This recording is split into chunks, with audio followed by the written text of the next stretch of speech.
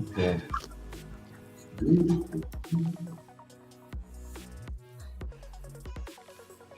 All right. What's up, everybody who's joining us live? I think we're live now. Hello. We've got a squad with you today. I'm trying to figure out which is going out. Okay. My typical monitor's not here. What's up, everybody? We got, let's see, Colleen Brady in the top left corner of the screen. We got Pat Laughrey in the right corner of the screen. We got Melissa Mendez on the bottom left. And over on the right, we've got Maria. And I think Josh Lowe is hiding in the background somewhere over there. What's up, everyone? And we're just going to review the footage. We've also got another group of folks with us. We've got a Zoom. Oh, what happened to him? It's not showing up. All right. Well, somewhere over here, we've got some folks in the Zoom background. I think there they are. We got Zoom in the background there. So hello, hello, hello. We've got the folks. Nope. There it is. So we've got a Zoom room happening in the background. We're trying to do a lot of stuff. It's a little complicated. There might be some problems, but we're trying something new here because that's what we do in the no-code space. We're trying to build new experiments and how to kind of bring an audience in and experiment with like presenting content. Obviously, we were just at Webflow Conf last week, and so we've got a ton of stuff that we want to share with all of you and go through kind of the experience. So Colleen, do you want to share? Let me get rid of this. Colleen, do you want to kind of share just initial thoughts before as we get started here? Certainly. So I think Carmias described it really well on Twitter by basically talking about it just being one big smile from ear to ear the whole time. And I think that really sums a lot of it up for me, as well as just the excitement over the various product announcements that Webflow made. Yeah, Pat, you're new to the Webflow community. So what are your thoughts as you're like kind of jumping into the space here? Man, it was a very electric conference. The big takeaway was just so many of the interactions, just the way people connected together, and the sharing of ideas. So it was awesome to hear the releases and the announcements, but what was so much more engaging was the way people were talking about how to implement these ideas and just like, oh, I wonder how we could take this, how we can break it, how we can make it do other things. I thought that was really special. Yeah, we're going to talk a little bit about some of those announcements because it's super, I don't know, we got some inside perspective, some interviews to share with all you. But Melissa, let's get your thoughts first. How you feeling after last week? Do you have any emotional energy left? Are you drained? What's up? How's it been? Yeah, I feel I'm a little tired, but I came back super energized, and seeing the impact that the Flow Party has made in the community I really felt it this time. And that just kind of gave me so much inspiration to keep doing stuff for the community. And then obviously meeting new people, seeing you guys again from State of Flow was just incredible. So for me, that was the highlight, definitely. Yeah, I agree. And I think we're going to talk about that. I think the biggest takeaway was just kind of getting to spend time and build a relationship with everyone. So, Maria, what are your thoughts all the way still in the States? Where are you guys at? Are we work in San Fran still? Yes. Still here. Still here in San Francisco, partying it up. And the party continues. It's been great. They made me walk all the hills up twice. They tricked me with food. Tricked you with what? Oh, she was tricked with food. Oh. So Maria, would you say that you walked uphill both ways? And 4 ways both parts. Yeah, San Francisco can be tough. Oh my with goodness. the walking. It's like, let's go 10 minutes, and the 10 minutes is uphill. Yeah, and you never know. You just. It was less bad than I thought. It was not as bad as I thought. Yeah. All right, and let's go here. We've got the folks in the Zoom room. What's up, Zoom room? Anybody want to just come off mute and say hi to the crowd real quick? What's up, everyone? Hi. And this is where things are going to get crazy because Zoom, you might hear just a little. Yeah, you're going to hear a little echo of yourselves as you get back, but we're gonna fix that on the next go around. But everyone on the outside does not hear the echo. Everything should be good on that. So we just thought at some points we might want some audience participation. We might want some thoughts from the crew on the ground here. So we're going to start experimenting with just a little background live green room while we go through. And I think we're going to start with just kind of introing the setup here. and kind of sharing like some of this Pat's footage. So what we're gonna do is we're gonna set this Webflow up, Conf, and in the background, we can just talk. We'll just relive the just landed in experience. San Francisco, waiting for the Uber, headed to the hotel, and then we got to go to this meetup. I don't know how many people are going to show up. There's like 90 RSVPs to this thing. I imagine we'll get 40, 50 people to show up to the Ferry Building. Gonna have a blast, get to know each other before the event, and then we'll see. Got 2 days full of Webflow Conf. Let's go. Let's go indeed. So the rest of this is just some B-roll. So as everyone's arriving, what are your thoughts here? Like, who wants to jump in first? Melissa, you know, this was kind of like first big on the ground outside of State of Flow, right? This is your first Webflow Conf. So what are you thinking as you're like just exploring San Fran and pulling into the mix and coming up to the meetup here? Yeah, so before traveling to San Francisco, I was super, super busy. So I think in my head, I had not processed where I was going. And the moment that I stepped out of the airport, I just started seeing everybody on Twitter, just like, oh my God, just got to San Francisco, this and that. And just my energy just went through the roof. I told Ty, who we came together, and I was just like, oh my God, this is for real. Like, we're about to meet all these people. And I just got to the hotel, took a shower, changed, and went straight to the meetup. And when I saw everybody, it was just like, oh my God, how exciting, just hugging everyone. Yeah, and we kind of had a snafu, Colleen. What's up? Because here, Colleen and I are like thinking, oh shit, we really screwed up, because the initial plan for this meetup was to kind of sit around these blue benches that we had found the first year we went out to San Francisco, but those blue benches didn't exist when we went out there. So what's going through your head, Colleen, as and luckily we found this cool spot to actually have the hangout, but like, what were you thinking as like we... Hey, anytime we do live events, there's always going to be snafus. And so I just know that we always manage to find a better solution, a way around it. And in fact, we actually did. We ended up out front, which I think made it better for people who were coming, easier to find everyone. And we ended up with a tent, which ended up, since it ended up raining and a little bit of hail, couldn't have asked for anything better. So sometimes those hiccups actually are blessings in disguise. Yeah. Yeah. And I love how we just walked up and took over the whole space. Shout out to Zach for holding down this whole fort up front here, because Zach put together, hold up, where is the, let's go back to this. Where is it? Where's the, did we see it yet? Oh yeah, this merch right here. I love it. Yeah, this was. Oh, I can't wait to see those pictures.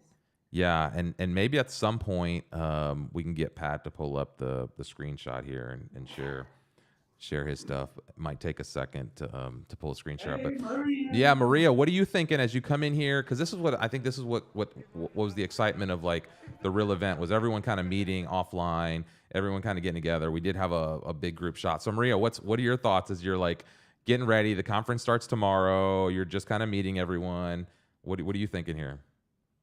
I don't know. I was just like, everyone that I know, it was like as if I met you before. It was a very interesting interaction, kind of, because it felt like it happened before when it did not. So I don't know. The surreal part didn't really actually hit me yet. Like, I don't know. I think tonight that everyone will be gone. I will be the last one standing here. It might hit me. I'm not like, I don't know. It's like, Well, I feel like you haven't really stopped seeing people going out. So you haven't been by yourself to think like, wow, I met Vlad, I met Josh, I met this one. You know what I mean? Like, so once you have a little bit of time to yourself, I think you'll be like, holy crap, that just happened. yeah, I And think it Maria, will hit me on the flight back or something. Maria, do you mind if I jump in for a second? So a lot of people talk about how they don't really have a lot of, Webflow people in their community around them. And I feel like you're on like an exponential difference on there. So you had made a comment that you're like, I get sad on the weekends because when everyone else isn't on the streams or on the community, they're like doing weekend things. And, I was just seeing if any is it overwhelming in that way where you're just like surrounded by people all the time? Because this has been 2 weeks now of just inundated. I'm okay. I've had a good couple of years of loneliness on the mountain, so I'm okay. Yeah. Walker Bree. I think Flowman's watching. Yes, so many I people. think Tony Seats. So good. Good to see you. Eric in the as well. house. Brianna's out there. Eric. Devin Fontaine. What's up, Dale Jensen? We got live in the background here. Let's go back to this. We've got Zach in the green room, Sarkis, Keegan, Carmia. Let's see who's Dan Dawson, Yankee. We got a bunch of folks back there in the green room. We might bring those folks back into the play just a little bit later here.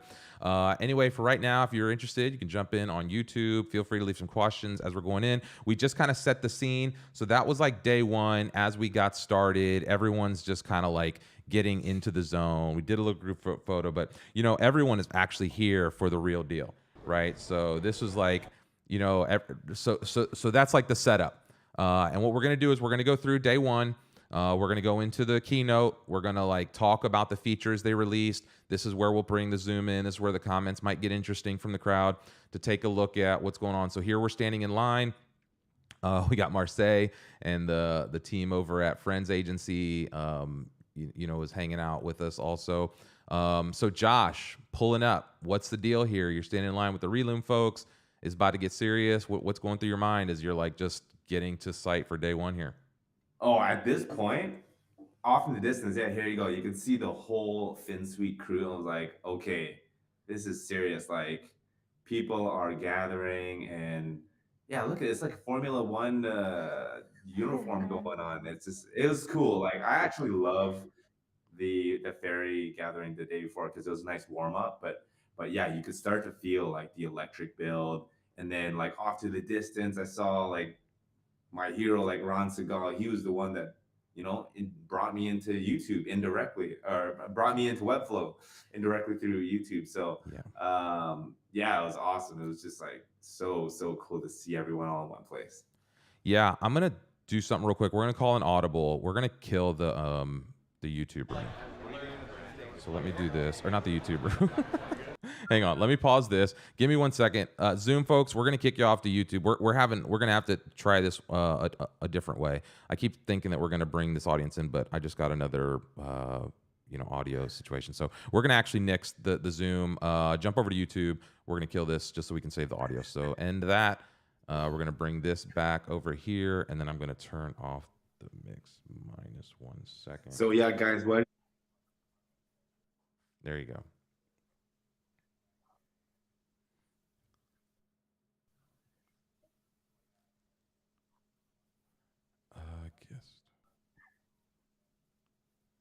Yeah.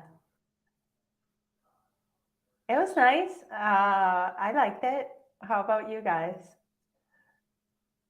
Devin had the best idea. He was like, "Oh, sorry, Webflow, don't take offense on it, but it makes for a great laundry bag." So I got that. I was like, "Oh yes!" And then out with my laundry bag. It was perfect for that, being able to just have a little bag to put your dirty clothes on from your trip, separate it from your clean clothes. Yeah. Melissa, go ahead.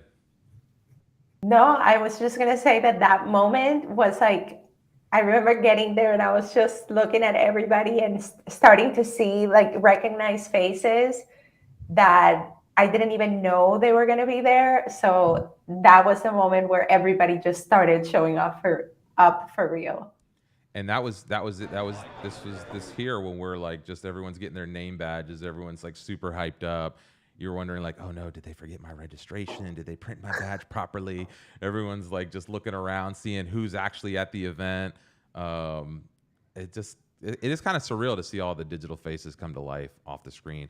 I wonder what's happening if anybody in the chat here. Let's do this. Brianna is saying, is anybody planning their outfits for Webflow Conf next year?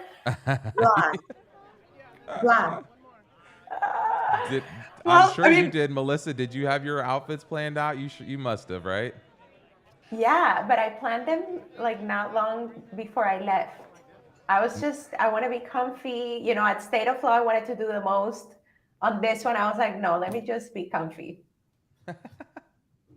Yeah.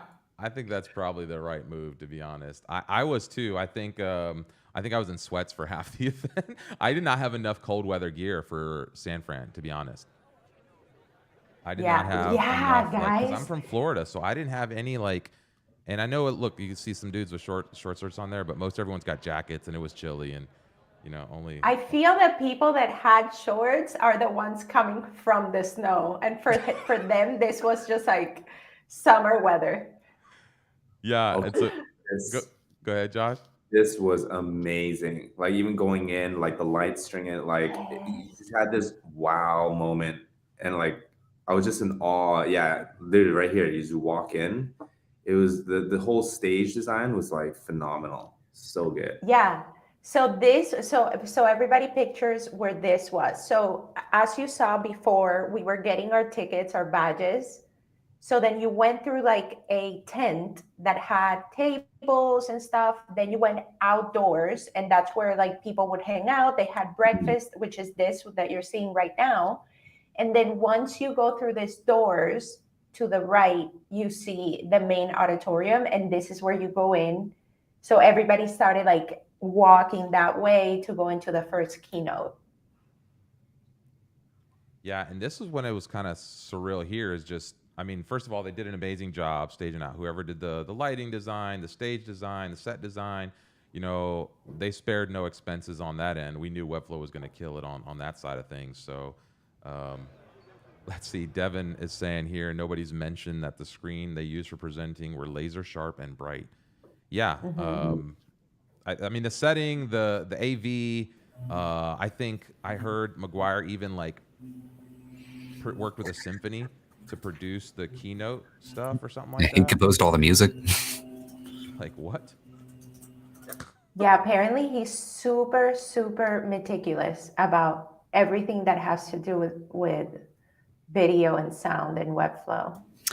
That's super surprising to hear, to be honest. I didn't get that feeling when I was watching Webflow University. Right. It's just so awesome because they make it so nonchalant, and then it comes out and it's just like this perfect production. Did you guys totally get like, Apple vibes for the whole keynote? Like even Oh, the demo, it was just like so cool to see that like officially done. can we actually? Can we talk about that for 1 second as we make the shift into maybe looking at the keynote here? Because I was thinking the exact same thing, and even this little vibe here. Hold up, let's pull this up. Where'd it go? I was waiting for the, but that's not all. But that's Yeah, not yeah. all. When they were doing him, like they had him green screened out, and they didn't have a green screen behind him, so they were using some AI green screen. Did anybody notice this when McGuire was doing his demo? Like, look at this, because we didn't see this in person. We saw this live, but let's see. Where's the section where he's doing like the live components demo? Here it is. And so they've got him like keyed out here. So let's go. But when they go full screen, and he's kind of on the left of this. Let's get to a spot. Let me find it. Oh, did I miss it? Put together this. Yeah, demo. I look at gotta show him. you. Look at him keyed out right here on stage. So this is a beautiful little setup. Like, so going back to your point of the Apple vibes, like they've got him keyed out, but for sure, if you look on stage, there was no green screen. This is all happening with AI, with the presentation behind him, just to look super clean here. So I thought that was like I'm not sure how they Wasn't did that the that. stage? What's that? I thought he was positioned left to the screen on the stage. Yeah, he was positioned left to the screen, but they're keying him out here super nice and just having it like the way they set it up. It didn't really make sense to me when I saw the stage, but as I see the online presentation, which I never watched because we were obviously there in person, I see how nicely designed even just that part of the experience was. Yeah, Josh, where McGuire is, you would see the Webflow, the separation between the site and the sidebar. Like that would be overlapping for sure where he is, because that was the complete screen floor to ceiling, right? Yeah, yeah, that's true. Big shout out to the Webflow editing team because we made a tour in the office and they were like the day of, I think, the end of the second day, or sorry, day one. They were editing already and like it was amazing. Like they're on top of it. Oh yeah. Well, they were. I mean, I saw a team in the back editing the whole time. So whoever they had on their production team, they were like literally cutting and slicing and pulling clips. Let's see. Lauren is saying, I was surprised that the production was so good. The keynote felt like a movie. Indeed. Yeah. Some of this stuff here was just super good. I'm going to let it play in the background on kind of mute so we can just play this as we chat. But having This was so funny. it was out of control. You got to go back to the abs. The abs bit was like, what? That was perfect. I love the part that it's like, who's Lauren? Who's Lauren? Oh my God, I was dying. Tanet's at pegged that. it right here. It says, anyone else wish they could buy stock in Webflow right now? Yes. Mhm. Let's see. I wonder if employees get like equity when they join Webflow. You know Yeah. how they do that on startups? Probably some of them. I don't know. Maybe that would be good. Let's see, to get a piece of that pie as it's growing up here. Let's see. I showed the fam the keynote and they were blown away. Brandon, what's up, Brandon? Hey, Brandon. Yeah. Let's see. McGuire composed the music and went to Prague to conduct the symphony, says Devin Fontaine. Yeah, wow. That's and wild. then Eric saying, shout out to Trademark, the production company. Yeah, when you're doing an event like that, you kind of got to have a team that comes in and helps you do certain things, because you're worried about the content. You're worried about coordinating all the different pieces on your end. So you want someone to kind of help with the staging and the production, and that's shout out to Trademark. So I love these animations. These were great. So nice. I love how it paired in with the neon theming, like with the hanging cubes and all the lighting that they did. So they really tied a lot of things together nicely.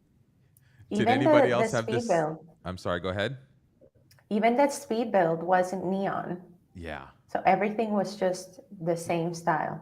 Very late 80s, early 90s sort of blocky. Isabel saying here, the live demos made me nervous as someone who works at a tech company where live demos never go right. Was anybody else just praying for McGuire the whole time too? Have you met Raymmar? Hey. Isabel, have you met Raymmar? What are you But trying to he say did. here? He did say, he's like, let's do a demo. Like he was He like knew it. nervous. Yeah, he knew he was opening a can of worms. Brianna is saying, hope everyone's feeling okay. Some might be sick. Yeah, I have a conference cold. I definitely have a conference hangover. Okay, so let's go back and let's talk about let's talk just through some of the things that were announced. Anybody have just big moments? Obviously, the dev link. I've got some thoughts from Bryant. We're gonna play his full interview here, so I've got like 3.5 minutes if y'all are interested from Bryant. I've also got, let's see. I gotta go to this view. Yeah, let's go into just the some of the announcements here. Let's go into another layer deeper. Let's see. Go here. Yeah, and let's see, because Vlad kind of developer site with a lot of new resources that developers can use to extend and improve Webflow. Yeah, so just talking about what's coming with the developer resources. Is this, I mean, what does somebody want to take first stab? What was the most exciting thing that you took away from this announcement? Before we get into any of the specifics here, like, is there anything that was announced? Is it components? Is it libraries? Josh, I'd like to know from you. Is Reloom over there kind of like getting super giddy about libraries? Melissa, is there something you all at Eureka or at Flow Party are super excited about, components or DevLink, or what is it? So who wants to jump in? What's the biggest thing? What's the biggest takeaway? Yeah, we're going to go to Net saying they glossed over logic. We're going to talk now about all the different features and the different stuff. So anybody thoughts? What's jumping out at you as the most exciting thing? Yeah, we at Eureka, we're super excited about the components because that's something that, it's natural to tie.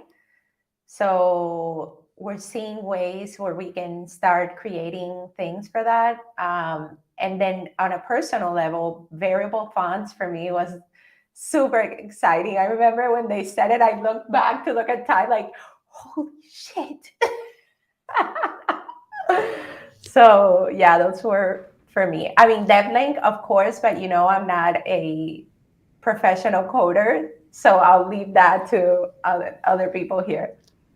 Yeah, it also seems like it's probably going to be a little while before that's production ready. So I think some of the other stuff might be a little.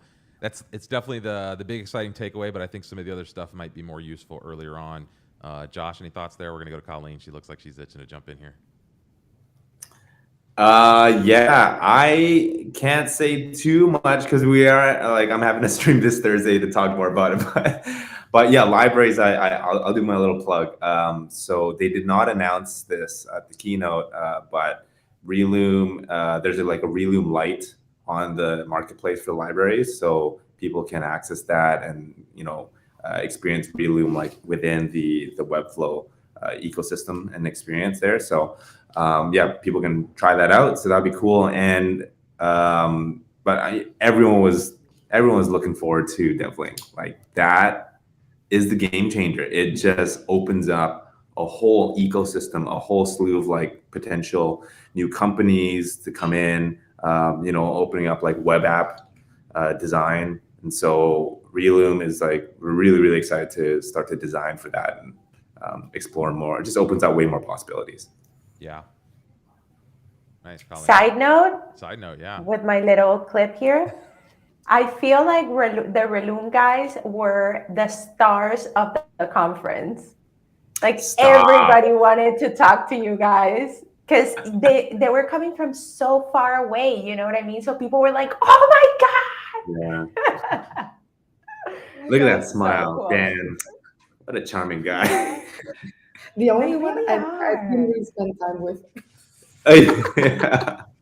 Yeah, I mean, it was cool. It was my first time meeting the Reloom guys in person. Like, they came all the way from Sydney, Australia, so that was awesome. And the reason why they're not here, they actually like went on to Yosemite to do more touring, and I have to fly back home today, so it's too bad they're not here on the stream. But yeah, it was cool. It was really fun. So thanks, Melissa. And Cool. jumping ahead, Partied hard later that night. and jumping ahead slightly in terms of the schedule, your first meetup was at Webflow HQ. Yeah. Yes. Yeah, that was fun. I mean, it was cool. Like, I felt like so many people came, and it was just like, that was kind of like the one last thing. Like, and I saw so many people like catch up on conversations with people who they wish they wanted to connect with. So that was great. That was really sweet just to like have it all at Webflow HQ. I want to bring up a point that Daniel Brosny was making here. He goes, did you realize that Webflow stopped calling itself a no-code platform? Now it's called a visual developer platform. My guess is because of the new DevLink direction and some of the developer resources. This is something that we had kind of been told as hush-hush a few months ago, like, hey, we're making this pivot away from no-code in general, more towards a visual software development space. Anybody have thoughts on this? It does seem like it's a better move. It does seem like the term no-code was potentially pushing away developers. I know the developers that I spoke to early on were very apprehensive about hearing that no-code, and they took that almost like so right off the bat, they're like antagonistic, whereas a visual software developer is like, hey, we can both be software developers. I just do my work visually. And so like that's a little more symbiotic approach to that. Any thoughts from the panel here about that direction? I have some thoughts. Because I think that we stopped calling ourselves no coder like some time ago. I think it's been over a year that I was like, yeah, not really no code, maybe low code. So there was already, I think, in the community, we were going like a little bit over, like using code, using more stuff. So it made sense to change it, no? Look at San Fran sophisticated Maria over here, by the way. She's already, I can see it. She's already becoming like, she's already settling right into tech. Like, tech it's because it's just. Well, and also shout out to Maria. Maria was in the keynote, right? Yeah. Yes. So as part of some of the product announcements. Cool. Yeah. So if you haven't watched the keynote, as part of it's the creator profiles, I think, right, Maria, that you were up featured, and I think there was another spot too. Yeah, the experts. How's it called? That they connect experts with the people. The market. Well, I'm not an expert yet. Following up on that comment about DevLink and calling ourselves no coders, low coders, I think seeing at it from the marketing perspective and acquisition perspective, when they first wanted to position Webflow, my thought would be that it's easier to acquire customers that are not developers because developers are so iffy about using tools like Webflow. So maybe it sort of came up naturally to acquire customers saying this was a no-code tool, so a bigger portion of the market could use it. But as the product evolves, then it has to become a little bit more specialized, and that's where no code gets maybe like moved to the side, so we can introduce that tool to developers that are more experienced, that could bring all of those superpowers that they were talking about on the conference. Superpowers. Superpowers, yes. Nice. I'll say this. This is the thing that really gets us excited because, like, you know, I was in the product design space, and for those who are designers, like you know, we're tapping into the whole Figma community. Majority of people on Figma, they design for product, not so much web design.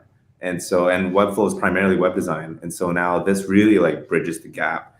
And again, like I think it's just going to bring in more people from Figma or the design or product design world into the Webflow like universe, and we're going to see way more people into the space, and like that's like just really exciting in terms of just growth scale. Yeah, like Adam said, this is still early. You're still in the early days of Webflow. Mm-hmm. Maria, our little Webflow influencer over here, you're getting some love from the community. Isabel saying, Maria, I love Maria the First. Go, Maria. Whole superstar. Yeah. That's right. Visual developer celeb. Look at her looking badass in the black dress. That's it. Black dress, sweater, whatever you got going on over there. Yeah. Good morning. What is this like? My local news channel. That's it. We might mess around with some stuff and end up daily on this thing. You never know, right? Okay, so we were gonna do. Oh, we were still talking about features and things, right? So we mentioned right there. We talked about libraries a little bit. We passed DevLink briefly. I think we're gonna hold off on that because we're gonna get some thoughts from Bryant Chu specifically on that, and I want to get his thoughts a little deeper. Any other takeaways? Components was mentioned there. Where did I just see? I think it was multi-language, people. Yeah. Multi-language. Multi-language. Yeah. It may not be huge here, but for the rest of the world, it was like, yes, going crazy, screaming about it, because it's very important. I had a discussion also with the guys from Wiglot about it, asking them how they feel, because I've been using also Wiglot, because it's actually huge need. The smallest website anywhere else, or even in the States, come on, Spanish, second language. Like, you need to, usually you always get like at minimum two. And it doesn't always have to be a complicated solution, you know? So. Yeah. I actually, speaking of Wiglot, let's go ahead and take a second and hear what Eugene had to say on some of this specifically, because he had some thoughts on this. Well, first, our mission is simple. Like today, there are more or less 20% of websites that are multilingual, and we think that every website should be multilingual. It should be accessible for anyone who doesn't speak, let's say I think 60% of the websites are in English, and there are a lot of people that don't speak English actually. So it should be able for anyone that speak French, Chinese, Spanish to see the content of a website in another language. And so we hope that, and that's what we try to achieve, to make the web more accessible. Like we always say at the beginning of the web, like the web is a global community where it's open to everyone, and unfortunately it's not the case today. And we think with all the tools that are making the website creation experience easier, it will help make it more accessible to anyone. Yeah, I mean, so that's right in line. He does go on to talk a little bit more about just some of the tech and kind of what's happening in the ecosystem, but we can leave it at that right now. There's also, if you missed it, let's do this real quick because let's see, where is it? This one, because Wiglot had a dope little. Let's show off. They had this dope little escape room. Let's take a look at this and see, because they put together a little experience just to go into the multi-site stuff. Wait, it's like a mini escape room. It's made by Wiglot. We are translating websites, and we just wanted to put into picture how important it is to translate a website and how hard it is to navigate through a website without the right translation. So you just enter the room, try and find some clues, try and understand what's happening, and find a way to exit. Enjoy. Let's go take a look.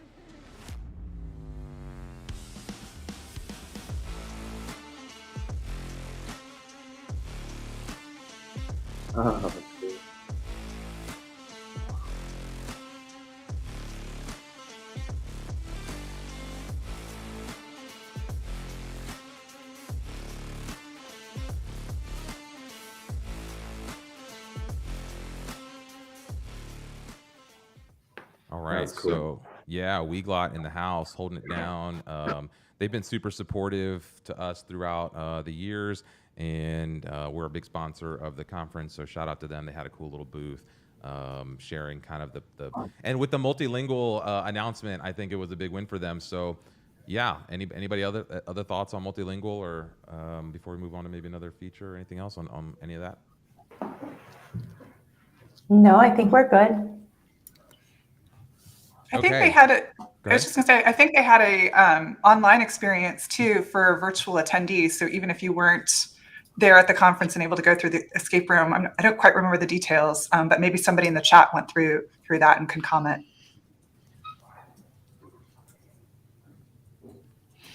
All right. We'll And see. the guy doing magic. What is He it? came. It was a guy going around doing magic tricks. Oh, really? Like translate. He was like, "I will translate your card." And it was very awesome because I was with Raymmar and I don't Isabel, I think. And he came there and was like, "Yeah, it's an obvious trick." And then he went like weird at the second one, and we're like, "Oh wow!" Like, we can figure this out. And it was like, "Oh wow, dude." That's amazing. Man. Yeah. I didn't know there was a magician there. I missed out. That was Yeah, me also too, a same. more thing. Missed everything. There was too much going on, but it was, oh man, like, and even so, I just gotta interject. Like in the breaks, they had like the DJ, and then they put up all these like balloons and like all these stage things. It was just like such a good flow, like such a good vibe. And then yeah, like the food were around. It was just so great. Oh, the food. Yeah. So I would encourage, if you guys can, save up right now for the next year's Webflow Conf. Like, and next year is going to be the 10th year anniversary. So they're just like, man, take it up a notch. Yeah, I agree. Start putting yourself $100 a month away or something like that for your Webflow Conf fund next year. They'll treat you very well, people. Yeah. If they do it in San Fran, maybe $200 a month. Well, to be fair, the days of the conference, I didn't spend any money. Yeah. Anything. Because I was so well fed and like, I couldn't complain. And then the next 2 days, I've spent like all my money. And you can carpool on the Uber.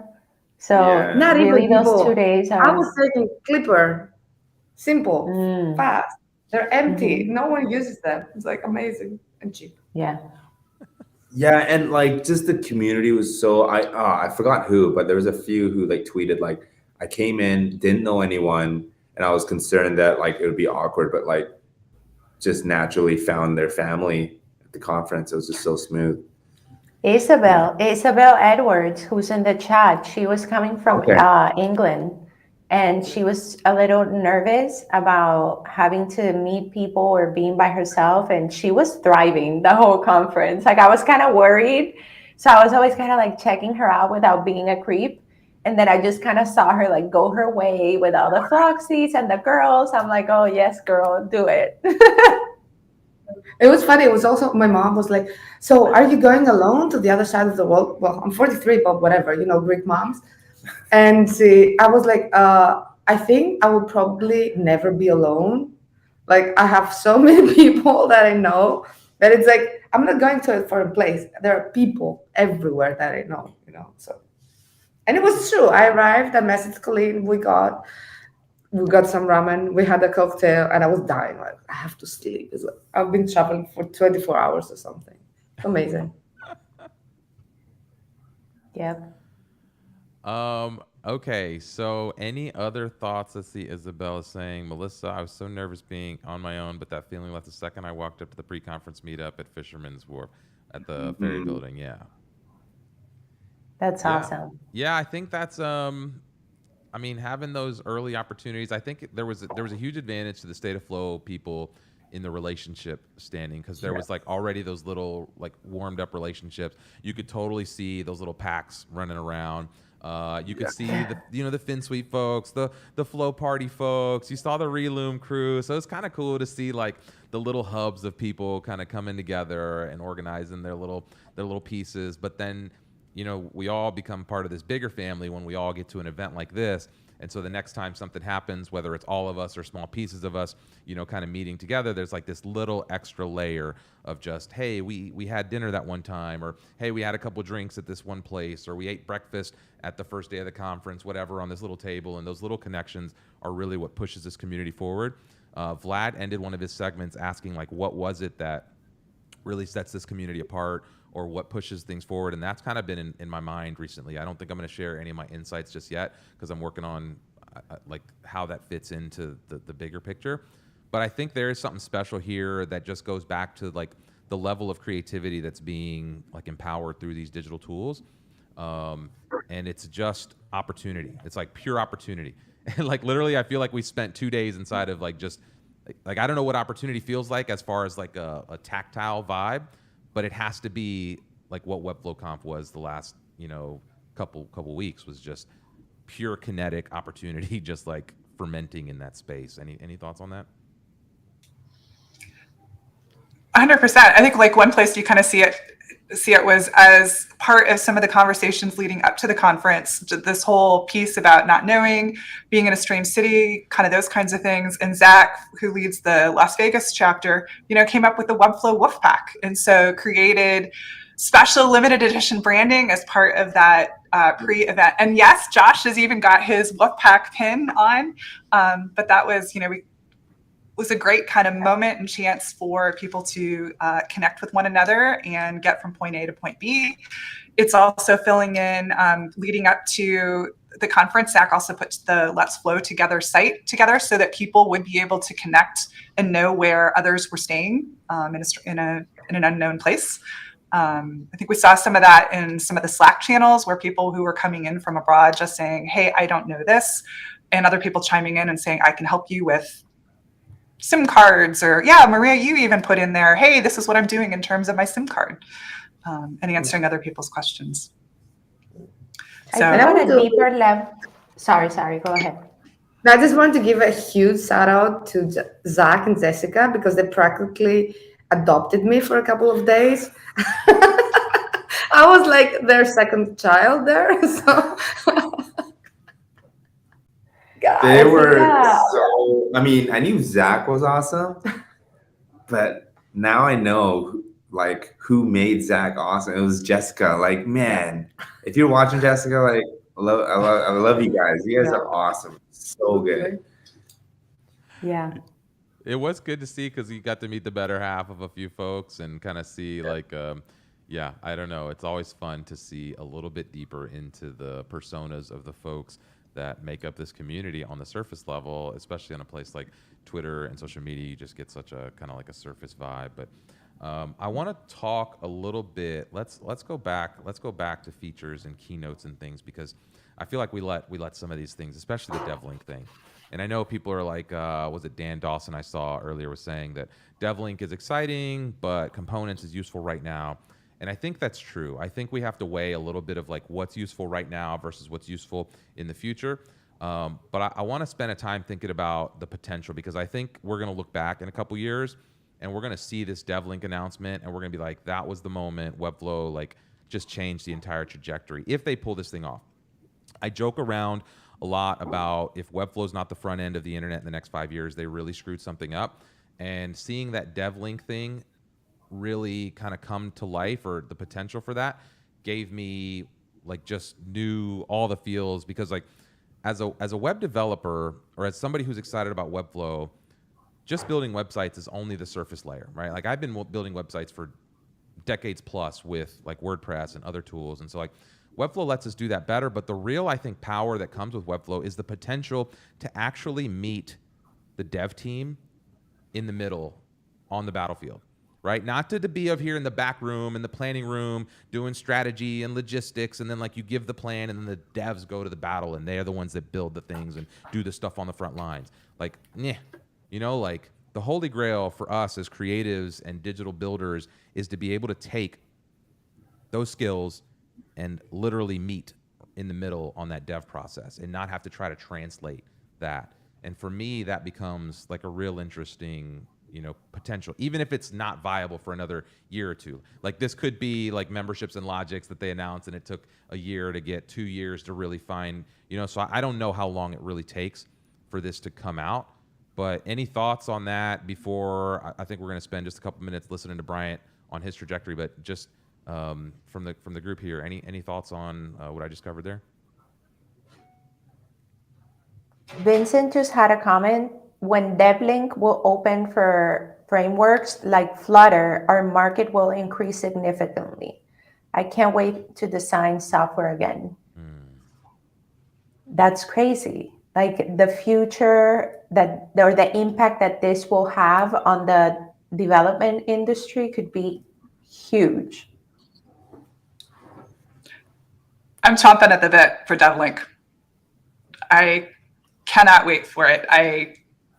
There are things that I have built in WordPress that I feel like are much more sophisticated than when I've been able to, more sophisticated in some ways, easier to do in WordPress than necessarily Webflow, of just having to connect so many things together. And I wasn't expecting anything at all like DevLink to get announced at this event. I figured we would have we've been hearing the little chatter about marketplaces and some of those types of things. And I had expected, we'd have some of that before we would even get to something like this. So I think that this is incredible. I think part of, like, we were talking a little bit earlier in the conversation about, moving away from this being, not being no code conf, it's Webflow Conf. And I think we're seeing some of that happening with this announcement. And also, this event did not have some of the other players in the no-code space, like the Dalos. I'm trying to remember who some of the past folks that we've seen on screen. And so I think it'll be really interesting to see a year from now what types of products and features and also things that people will have built up on that 10th year anniversary event. So I would love to hear what Brian had to say, because I'm just over the moon. I am not a designer, so this is what I've been waiting for a long time. I want to add something. Yeah. My gasp moment about DevLink was when like npm packets pull, and I was like, yes, because then like you learn how to do something, WebGL, whatever. You pull your packages, you connect everything. You don't really care about the 10,000 character limit. And everything becomes easy, because I had issues implementing a lot of stuff because I had to make work and connect things, and it would be like so much easier. And Bruno Simons, he had like a React 3 new course. Right. It's like not new course, it's an extension. The first time I get my hands on the DevLink, it would be me implementing that game on Webflow. Mm-hmm. Yeah. I think this was just scale. Yeah, the like wild ideas and creative expressions on the web, and in a way that like performance is like top notch. And yeah, like in the next 5-10 years, the web's going to look really different again with like web apps and just, yeah, it's the next iteration. It's really exciting. Mm-hmm. Yeah, I think that we're not like heavy developers. So, or I don't know if anybody here, I know Colleen, you are a developer, but I think a lot of people in the chat that are like heavy into development are like, you guys have no idea what this means. Like, this is like the highlight of the whole conference. Like, everybody's super excited about that. Yeah. I can't wait to see what people build with this. Yeah, and I think it was, because we all know we can like build code in Webflow and then export it and then hand it off to a dev team. And there's always like this, oh yeah, you can like prototype with it. You can hand them a thing and the work. But any dev who's ever done that, like they're like, yeah, that's not the panacea you think it is, because like you can link it one time, but you can't have what Vincent's saying here. When I saw the design in IX staying in sync with React output in Bryant's demo, I had a huge smile. That's what it is. It's that live link. It's not just being able to take the code and send it over one time. Vincent's also saying, I've stopped doing applications UI and design because of how it was hard to keep design in control. Having to hand off the files is always a struggle. So that's that process of going back and forth. And so Let's see, Connor saying here, Webflow is to building apps right now what Sketch was to building websites before Webflow came along. So yeah, we're just super early on this. Anybody who's watching this is just, Webflow is just trying to figure it out just like the rest of us, and the product is kind of evolving in real time. Web-based saying, I'm pumped for DevLink. Did anyone get access yet? Anyone? Anyway, yeah, I don't think, maybe just like a very small number of people first. I don't even think it's that close to, I think this was like a trial balloon by Webflow. I think this was like, hey, there's this cool project that we did internally. This stemmed out of one of those 10% projects, that they support, and like some internal hackathon. We actually got a sneak peek of this a few months ago, and it was kind of dismissed as like just this little thing that somebody had built that wasn't really viable. That was like, just an idea of a thing, and then to see it, here in all its potential glory was like really wild to see. But I can't imagine it's going to be something that like everyone gets access to next month. Yeah, I don't think next month, but I would say maybe before the end of the year, maybe people will have access to it. I doubt it. I don't know. Just knowing how slow the product releases have been over the last few years, and knowing that this is like a full different, like, this is so far away from what the Webflow traditional product is, that I have to imagine like you've got stakeholders and investors and people that are like have kind of signed off on long-term roadmap visions. I imagine this needs to become like its own little like skunkworks project. It needs to be its own little thing that they'll have to staff for and kind of allocate resources for. That I don't know. I can't imagine they're excited to put any real timeline on this stuff. You can actually kind of piece all these little clues and things together. Like, it's definitely in the right direction. And then if you look at like components, right? Like, I'm a big fan of like design systems, and that's what it is, right? It just helps people create embedded, nested components within large components. And so you create this large design system, and then you create more, UI applications and things like that. So that's the right direction for sure. I just think about the process I'm going through right now with this product we're trying to build, and wishing that I could just build the front end, because I keep getting these versions back and I'm like, what is that? Why did you do that as a decision, based on like the whole product looks like this? And I know exactly why. It's because they would have had to like design that component from scratch, and they would have had to like do all this other stuff rather than grabbing some Bootstrap or grabbing some off-the-shelf component. There's right there, and so like that's it. As us creatives, that's what I want to go. Maybe we won't get to the whole thing, but at least let's jump into this view here, because that's what Bryant talks about right here. Yeah. It's not just making it easier. What I actually care about more is making sure the right folks that are responsible for the UI get the closest to the end product. So Sergi, my design co-founder, he's the world's best designer that I've ever worked with. If we gave him the ability to not just design, but also build the Webflow dashboard, other products, and we gave him the ability to bring it all the way to production, that's what unlocking means to me, and that's what I ultimately care about. Because now it's like the person that's responsible for the look and feel also has the ability to do it and can now be held accountable to it. And I think that's going to just like create much better products in the long term. I mean, that's got to be the hardest part of building digital products now, is that translation layer, right? From the dev's head or from the designer's head into the thing. And there's always that like, but it's... Yep, there we go. And that's just me kind of restating what I just mentioned there, is that essentially that translation layer is the hardest part, right? If you're a creative person and you have a vision for how something's supposed to work, and then you give it to somebody who's a technical person and they don't share that exact same vision, which is impossible because that vision lives inside of your head, getting that vision outside of your head and into code, into a working product, is literally the hardest part about all of this. This is why software's so difficult. This is why it's so expensive to try to like get people to build the things that you see. So I don't know. And any other thoughts there? Just hearing Bryant and just kind of getting excited about this trajectory. Yeah, and not only that, but yeah, it's expensive and time consuming. And then you have to not only think about the back-end developer, but if you have a product that it's very robust, you need also a front-end developer because one person can do both things. And then if you really want a very nice design, you have to hire a UX UI designer.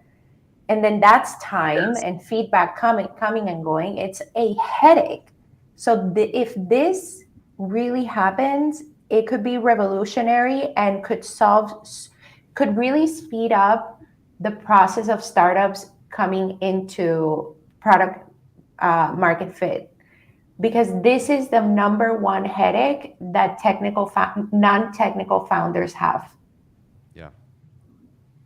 Yeah, and I think Yeah. this is why people get so excited about Webflow versus any other product, is because you can actually build and control this stuff. When you build software right now, it's kind of expected that the software itself is going to work, right? This idea that like, oh, look what I did, like nobody gives a shit. You know, like when I log in, does it actually do that thing? And that's the hard part, is that like all these people are building products inside of all these other tools, and sure, the product works, but it's not performant and it doesn't look a certain way and it doesn't have that, you know, connection with the user that something built in Webflow or something with that like design control or that nuance could. And I think that's what's exciting here, is that with Webflow, even if you can't get the product fully there, you can get the connection with the user fully there, which is like so important in selling and kind of getting traction with the product, that it matters more almost than if the product works, because people know that, hey, with the right tool set, you can make the product work. But getting people excited about something and getting them to invest in actually the process of building something is really the challenge. Mm-hmm. Yeah, like, so once this is up and running, this will change the way companies and industries work, because even again, like product design, like Figma, that's like the go-to. There's so much time like putting together the prototype, linking frames and pages and all that stuff, and like all that time and the approval process goes out the window when you can just build it. You know, we've experienced it with Webflow just for web design, but again, for like product design, that's going to be game changing. And then also the additional time of coordinating with people, right? Actually, the majority of time in a project is always the communication, it's always the coordination. It's like, oh, this isn't actually what I wanted, right? And so that's going to save a ton of time, a ton of money for agencies. And we're just going to see like a whole slew of different products. So that's super exciting. Yeah. Christine is saying, is it going to come up? And it's not going to come up. Christine is saying, I cannot tell you how excited I would be to never redline or design review a UI again. Yeah. Oof. Not to mention how long the back and forth takes. Yeah. Mm-hmm. Yep. So I got a question. Is this going to make a front-end developer obsolete? No, this is going to make so many more front-end developers. This is just going to make like so many more. This is the thing. It's like, do you know how many people are designers right now, or creative folks, or tinkering around with the WordPress, or tinkering around with like some kind of, you know, like design-based software, and they're like have all these ideas for great software that they just cannot build. And maybe now there's going to be APIs on the back end that will give them the functionality they want. You know, this like Stripe payment links and whatever e-commerce solution or whatever middleware is going to be there. But it's that front end. That's the connection. That's the point of control that you want with the consumer. That's where you collect the dollar. That's where you connect the emotion. That's where the community touch point is. That's where like all of this front end is like, that's it. And so giving more people access to design and build that front end is, you know, like that's wild. And Devin's asking here, would love for the host to talk about an example of what DevLink could do for a standard case. And I think maybe the best bet is to go in here and show them linked up to an environment, right? Did they have that in the, yeah, let's go full screen here. You had something? Yeah, I had something to comment while I find this, yeah. About the front end being obsolete. Yesterday, I was trying to help someone on the forum, and they had the messiest build I ever seen, because we probably got a template. It was client first. It was so messed up, and they couldn't figure out why things were moving, and I couldn't figure it out either, because I don't know what they've done. They messed so many things up, so many. Oh my god! It's like I didn't know where to start, and I started hiding stuff, and then I was like, oh, I figured it out, and I was like, no. So it was like, I don't think it's kind of easy if you're getting into from a design project to build something simple. But to make it actually work, and you need already to get into more HTML, CSS, understanding of how things work. That no, I'm sorry, no, not all people have the time or the knowledge to go from just design to building But it's stuff. not about all people. It's about a couple more than exist No, no, now. because he was like, we're going to be obsolete. No, Oh yeah, Or no, not- like a traditional front end code writer, No. you know? Do you think they would probably more merge into this visual coding platform? You know just what I like mean? you see now, you see a lot of front end folks coming over to Webflow to write complex spec and take the code or do certain things that maybe just required a lot more work. It's So what- faster. You don't One have thing to we type everything, but in the end, you still need the understanding of everything. For me, at least, I feel it's, and people will still building like the tools for us. So it's, I don't feel it's something that's dying out or something. Yeah. So one thing that we haven't really touched on is a couple of the statistics that were mentioned in the keynote. And one of them was actually on the wall in the hallway. And that has to do with, if I remember correctly, that there's like 7.5 million sites on Webflow. And yet in the last year, there's been over 3 million. And that's a mind-blowing amount of growth. Yeah, the one thing I wasn't sure in that instance was, did that mean, every time I clone a site and publish it to see what's up, is that counted in that 3 million? Was that 3 million? I wonder how they get those numbers, because is it like every time somebody, clones the client first template and then hits publish on that to see how something looks, does that go against the number? Or, I don't know. That's true. We didn't get those, but still, even whatever metrics, yeah. That's a lot. Either way, it's a lot. If there are total 7.5 million websites and 3 million of them were in the last year, that's a lot. Go ahead, Josh. Hey, Raymmar, there's this website with the market share, the breakdown of like people in the space. Could we get like updated number? Because as I heard from a source from Webflow, I think last time it was like 0.4% or something, 4%. But then now I heard it's 15%. No. For Webflow? No, not a chance. So that was the number that I heard for market share. I'm like, okay, that was a big jump. One of the things I've noticed with some of those breakdowns is some folks are taking a look at like what the platform is for the website, and then other statistics are breaking it out versus if it's a CMS or not. So I think that's one place where I've noticed huge variance in what that number and percentage is. Right. Well, and yeah, I mean, so WordPress, and I'm pulling off the top of my head, if somebody can find the tweet we made, I have the link to that. I actually have it on my calendar to check this every 6 months. I think Webflow was 0.6% yeah, for it's CMS. 0.6%. As a percentage of websites that use CMS, WordPress is like 68%. It's almost 70%, which makes that like 40-something% of the entire open web. And then if you look at all the other CMSs, like you get into, I think you were at like Joomla, it's like 1.8%. Shopify is like 2.7%. And then Webflow's in that 0.06. They're not even a full percent. So I don't think they would have climbed 15% from there. Now it just depends. It could be a different like metric. They could be measuring against some other, like it could be against growth of other new CMSs, or it could be against like, if you look at, so here's another thing that's happening.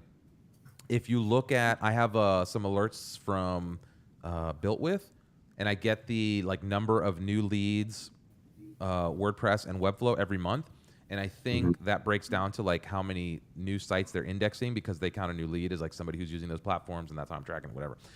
And those numbers are almost double Webflow every month than they are WordPress. So if Webflow's doing, or if WordPress is doing like 50,000 new sites each month, then Webflow's doing like 80, 90, 100,000 every month. I think Zach got it right. I misheard. It was 15% of Pineapple Pizza websites. Why does everything always devolve back to Pineapple Pizza? How do you call that? A polemic. The community meme. We never thought of stupid Yeah. jokes about pineapple pizza would Literally, just it was infect the one entire comment. community. It'll never go away. Vincent saying WordPress market share is still getting higher year after year. Correct, but the rate of Wow. growth has slowed. I need to find this graph because that's Well, we can tweet it check later. Slack. yeah. Oh, check Slack, she says. Colleen, to the rescue. Here it is. Okay. W3 Tech. Let's pull this open screen. Let's go here. Okay. So this is historical yearly trends. Let's command plus a few times here. Oh, fun. Charts. Oh, Yeah, okay, this is you know it's Geek Mount, and we're right at an hour here. So if anybody needs to go, we can do that, and we'll wind this down here in just a second. But I do want to look at these. So no CMS is 32%. WordPress is 43.1%. This is as of 15 of November. This is coming from W3 Tech, w3techs.com, and we can share this in the chat. Let's see. Webflow here is marked at the bottom at 0.06, and you can see it's climbing. So 0.1, 0.2, 0.4. Oh, it's 0.6. So it's half a point. wow. Bitrix is growing here. Oh, but shrinking before. Drupal is 1.2, but if you look, their height was at like 2.3, so it's on its way down. Same thing with Joomla at a height of 3.3, 3.4. Now it's down to 1.6, so that's kind of coming in half over the last 10 years. Squarespace is 2%, Wix is 2.3%, Shopify is 4%. So those are all on the way up. I could see Webflow in a couple years being up here, but they got to get real serious about e-commerce and some of this membership stuff. I could easily see in 2 or 3 years, I could see Webflow being up in this 2, 3, 4%. But I wouldn't expect it to be any faster than that. To be honest, if you're out there looking at this and you think it's going to happen much faster than that, then you're, like, there's just a lot of things that have to happen here. There's a lot of momentum. So this is why when people say, "Hey, it's early to the Webflow game," this is what they're looking at. This is how you know. So this is for usage for CMS, and then in the top left under trend, it says market share. If we click on that, what does that say? Because I wasn't aware it's a CMS thing.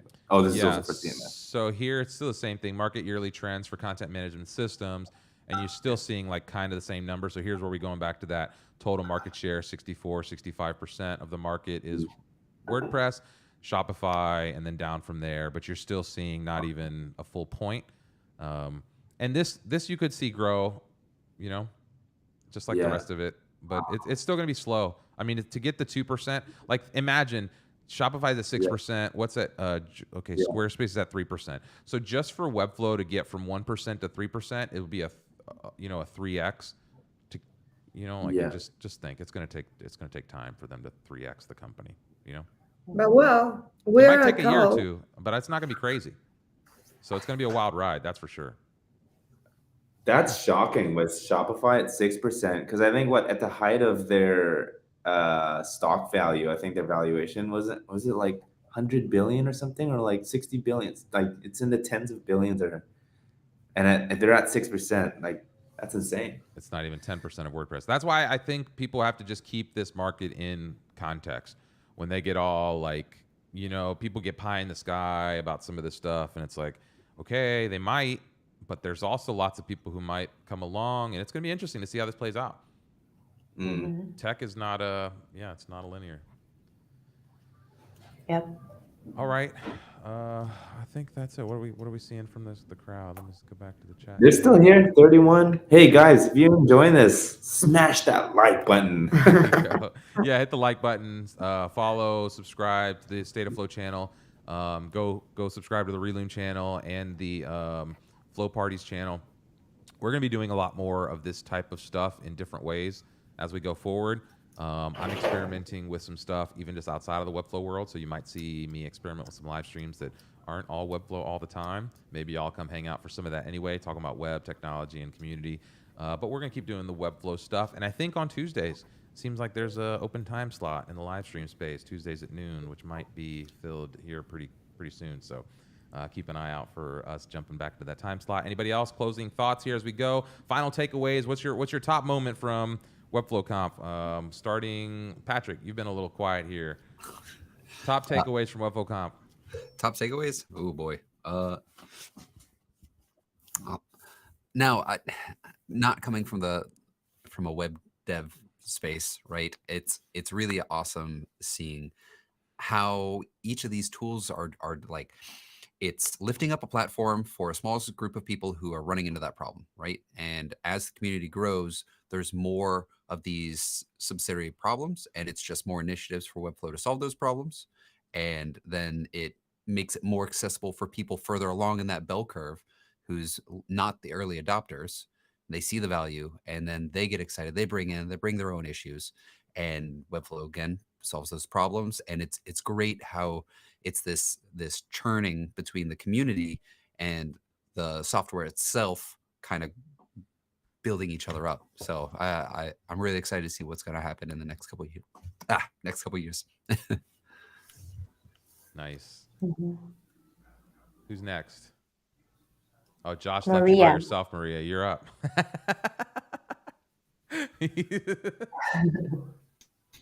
He's packing his stuff, so he's like, "Oh, let's be quiet." For me, it was definitely meeting everyone and actually people recognizing me and being like, "Oh, I know you, Vlad." I went to talk to Vlad, and I was like, I want to introduce myself. And before I could say anything, he was like, "Hi, Maria." I was like, "Wait, what? Why do you know me?" I asked him, "Why do you know? How do you know me?" And it was like, "What?" And after the keynote, more people came to me, were like, "Oh, you're Maria from the keynote. You're like not a fake profile, you're an actual person." So it was like superstar moments. It was amazing. I don't know.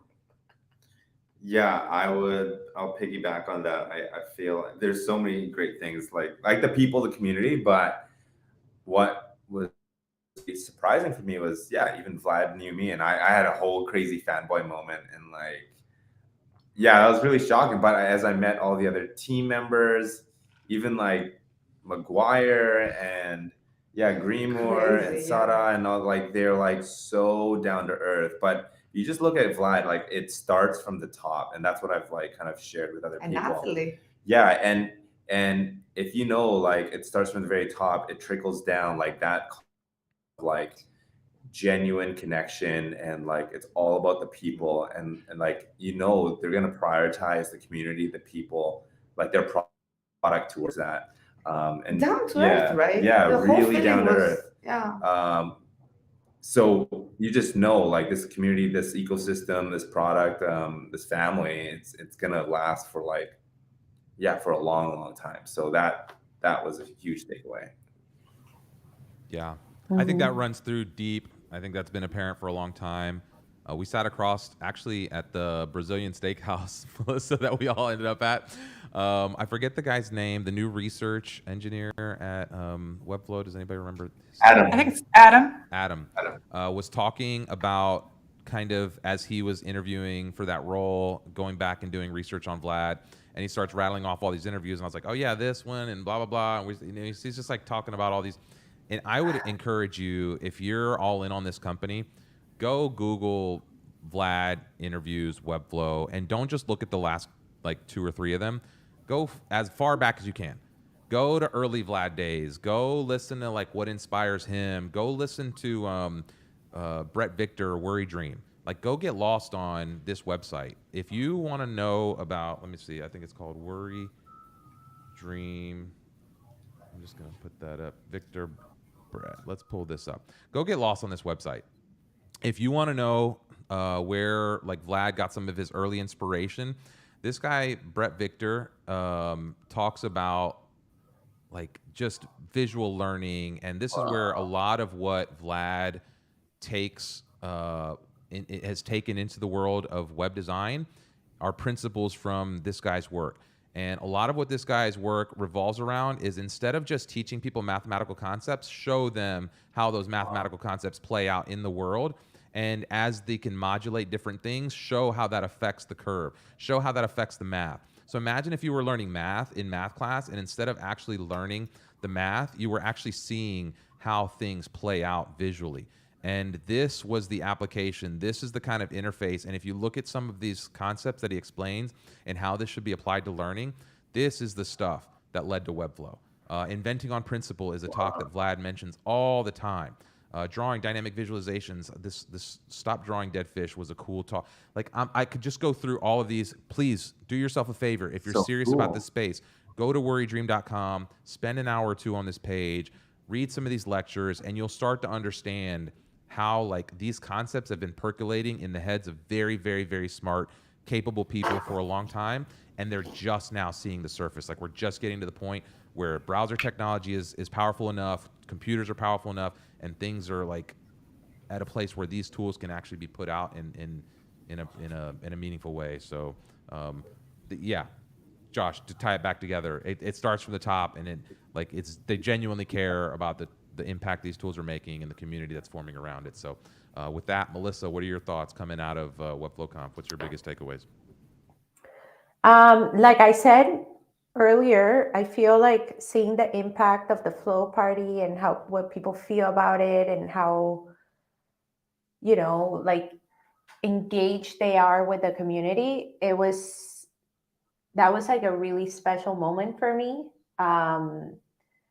Then apart from that, I think, yeah, like just seeing the root of everything, which is Vlad and his co-founders, Sergey and Brian.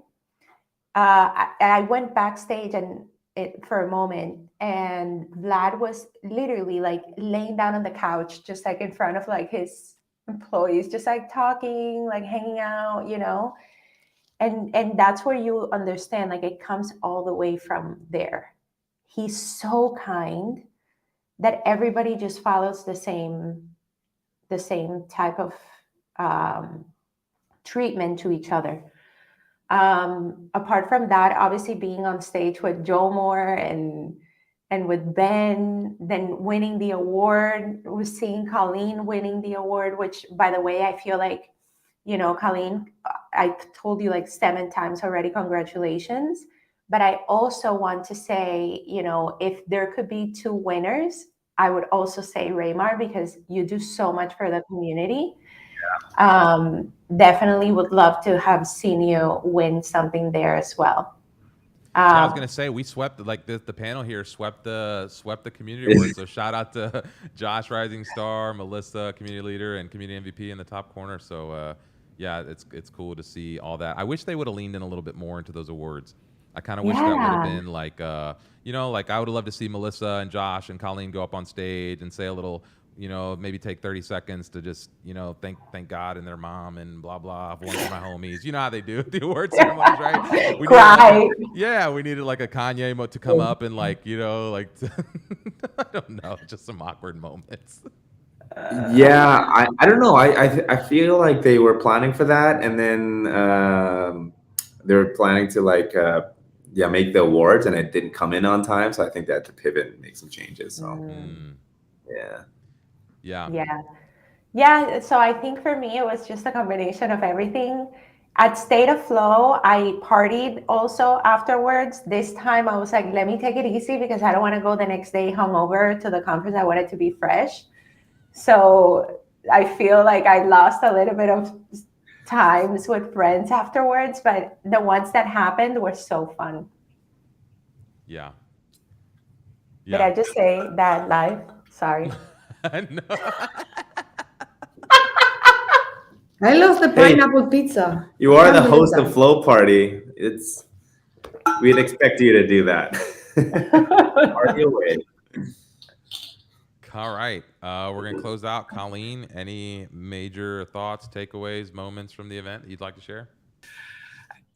I think there's been a lot of great summaries thus far. I think, a lot of it does start with the leadership at Webflow and feeds down. But I also think there's probably some yin and yang of the community, and folks that are attracted to Webflow are of a certain type, and that just energy kind of goes back and forth, which I think is exciting to see. I can't wait to see what's going to happen in the coming year. After each of these events, I've always been very, very excited.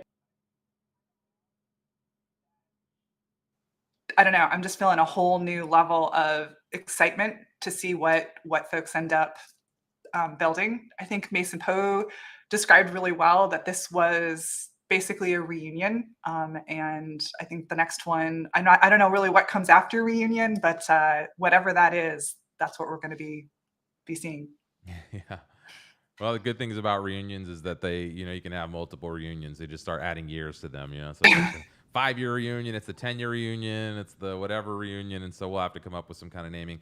We were talking about, Pat, I'm sorry we didn't get a chance to dive super deep into your photos, but the photo gallery that we'll be putting out from this event, similar to the State of Flow, we'll have photos for everyone. I don't know that we'll be able to name them this time because with the State of Flow, like we kind of knew everyone. It was a smaller group. This one, it's probably just going to be like random.jpg, random camera numbers.jpg. But we're going to put that out. You guys can, grab the photos. We'll tag, just post and enjoy those. But we're talking about maybe some kind of like commemorative printout that people can order to have like a nice little takeaway from the community, State of Flow, recap of the year. Maybe we'll ask everyone to send in their photos and share their favorite moments with us from the community so we can compile that all into some like, talking about reunions. Maybe this is like some high school yearbook or college yearbook type thing that we put together. That could be a lot of fun and just see how this community evolves over the next few years. My takeaway is just that. It's the people. This community is special. It was cool to see a lot of places where the work we've done over the last few years is kind of coming to life. And that's cool to see. I was talking to Colleen, and it feels like you're kind of like parents at a certain level of this little community that's flourishing in so many ways. Melissa must feel the same way as the Flow Party stuff, because what happens is as you start working with people and you see them kind of evolve and grow their own direction, and remembering that people are just like all over the place. Some of the people in the Flow parties, and they're over at the Reloom, and they're at the FinSuite stuff. And it's just so cool to see how all these little dots connect over the years, and how people like Eric break out, how Brandon break out, even Corey, Flowman. I saw his stuff everywhere. Like, his little Flowman branding took over. I saw the pins everywhere. So this is it. I didn't get a pin, by the way, Corey. No, I don't think I did either, by the way. Send in the mail, Corey. Yeah, it's in the mail. Must be because it never arrived. This is the stuff I think we'll look back on in a few years and be like, okay, this was it. And Maria, I'm so glad you got a chance to come out. Not to put a pin in all the FOMO, but like find a way to get there next year. Find a way to start a meetup. This is why we talk about like the meetups being so important. Start something local. Start your own community. I guarantee you, if you Google like WordPress web developer, enter hometown after that, you'll find like hundreds of people. But if you enter Webflow developer, enter hometown, you'll maybe find a handful of people. And this is your opportunity to go out, plant your flag, start building your little local community. Don't, it doesn't have to be big, crazy, 20, 30, 50, 100 people every time. A couple people, right? 2-3 people. If you go back to Colleen and I's early meetup days, 2-3 people, right? And that evolves as long as you keep showing up. Melissa, I'm sure the Flow Party days, how many people in those first early streams, in the first early hangouts? Like maybe just a handful of people, right? Yeah, we had 50 people registered in the community, like the first few days. Yep. And in the stream, it was like 14, 10, I don't know. Yep. And that's online. Getting people in person's hard. Getting people online is a little bit easier. But the online to offline transition is what you're after. If you can bring those relationships to life, which is why I think these big events are so important. And so here's to whatever happens next in this community. If you're out there watching, there's a big support team around you, whether you plug into Flow Parties, whether you plug into Reloom, whether you plug into FinSuite, whatever it is, the State of Flow stuff. What do you got? No Code North. What's up, Josh? Can I do a little plug and encourage? Hopefully, let's make the next State of Flow Bali happen. Like, I so want that to happen. So I'm gonna put it out in the ether. Like, if you guys want that to happen, raise your hand or whatever. Like, I'm gonna invest into it. So, anyways, I just want to like a little teaser. That's future meetups. That and the ski Imagine retreat. that cup. Yeah. We're going out there in Montana. We need to do that. Yeah, I see it right here. Walker, we're coming for your ranch, brother. Yes. We're going to invade Montana. You can't be posting pictures of mountains like that and expect not everyone to show up. Yeah. Like what? Yeah. Raymmar, we can make They a go. show up with their little cowboy hats. Yeah. What'd you say, Pat? I said we could make a go with the flow video where it's just you go- monologuing on skis. Yeah. Go with the flow rodeo. Is that what you said? A flow. Go with the flow like monologue with you on skis. I'm just in front of you filming behind. I'm trying not to die, Sonny Bono style. You heard? Walker, yeah, Walker for sure. We'll go freeze a little bit in Montana, then go warm off in Bali. Yeah, there you go. There you go. Let's make it happen. Finding it hard to work this week. Conference hangover is real. Correct. Will you sign my yearbook? Yeah. Yeah. Yeah, this was real after State of Flow, and I can't imagine. I mean, at least there wasn't the planning vibe, so we didn't have the planning vibes. It was just the emotional draining of having been there. But for everyone who helped made it special event at Webflow, shout out to all the Webflow crew. There's going to be tons more content. We have so many interviews. We didn't even get to half the stuff we thought we were going to show here. We're going to keep experimenting with this format. Tune in Tuesdays at 12 p.m. We're going to do this. We're going to make it a regular habit. We're going to start rotating through these guests. So if you want to see your face up here on this panel, let's get it going. We're also thinking about syndicating these to like Twitter Spaces. So if you have any thoughts, leave them in the comments. Make sure you like the video. Any final thoughts from the crowd here from the panel? We are the best. not us. The whole thing. Yeah. Okay. Yeah. Not of course. Not only the six around. Oh, I felt that everyone was so freaking amazing and also the thing was that we met for the first time and we were the same, which means we're authentic on how we talk, whatever we do. So, and that's, for me, it's amazing. Let's get kicked off YouTube. It's an online thing that it's actually real, So it's, people find us. Yeah, I would say it's early days. It's early days still. If you're watching, like, get involved. I seriously, again, like, started getting involved 4 months ago. And if you're watching, like, this is the advice I'd give. Like, just write in the comments. And it was Raymmar, like, reacting, reading my comments, and that got me hooked, and that got me coming to show up on the streams over. And then now, the past week, I've met everyone in person. So I do want to give a huge shout out to Raymmar and Colleen for, like, you were there 3 years ago, right? In the first Webflow in-person conf. And, like, thank you for setting the foundation and opening the space. It's been awesome. Like, you've really created family for people. So that's just awesome. So thank you so much. Okay, I have one more comment. I would like to say thanks SARS-19 because none of it would happen because I feel the community became huge because of the pandemic. You just thank the pandemic. And this is how we officially lose our YouTube audience. No, I'm kidding. That's it. It's over. This show's over. Oh my God. No, but it's true. Funny. A lot of us came to the space because of isolation and the pandemic. Melissa, over to you. I always have to be the one, like, leveling up the situation.